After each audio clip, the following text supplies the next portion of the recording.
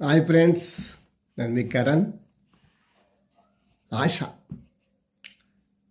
వేరే వారి మీద ఆశ లేదా కోరిక ఎందుకు కలుగుతుందంటే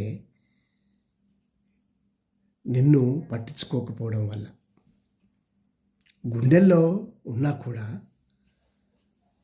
నీ అందం నీ ముఖంలో కాదు, నీ ప్రవర్తనలో ఉంది. సంపాదన డబ్బులో కాదు, సంస్కారంలో ఉంది. తిట్టుకున్నా కొట్టుకున్నా ఎప్పుడు కలిసి ఉండాలి తప్ప విడిపోకూడదు. నీవు నా ప్రాణం. వేరే మారి మీద ఆశ లేకుండా చూసుకునేది చూసేది నువ్వే. నీవు దూరం అవుతే నేను ఎలా తట్టుకోగలను? తట్టుకోలేను. నా వల్ల నీవు బాధపడవద్దు. తెలిసి చేసినా తెలియక చేసినా, తెలియక వచ్చినా తెలిసి వచ్చినా నీ జీవితంలోకి వచ్చాను. అలాగే వెళ్ళిపోమంటే వెళ్ళిపోతాను. నాకు తెలియకుండా నిన్ను బాధపెట్టి ఉంటే క్షమించు.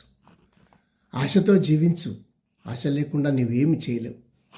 అందరికీ ఆశ ఉంటుంది, మంచిగా బతకాలని, ఏ చీకు చింత లేకుండా జీవించాలని. ఒక్కసారి ఎందుకో కారణం లేకుండా బాధ కలుగుతుంది. మనసులో ఎన్నో జవాబు లేని ప్రశ్నలు వస్తూ ఉంటాయి, మెదులుతూ ఉంటాయి.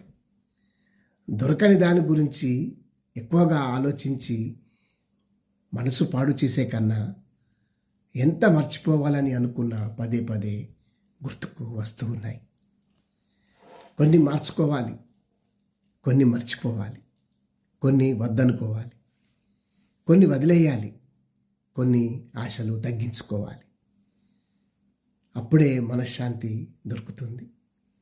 రేపటి భవిష్యత్తు కొరకు జీవించాలి. Thank you.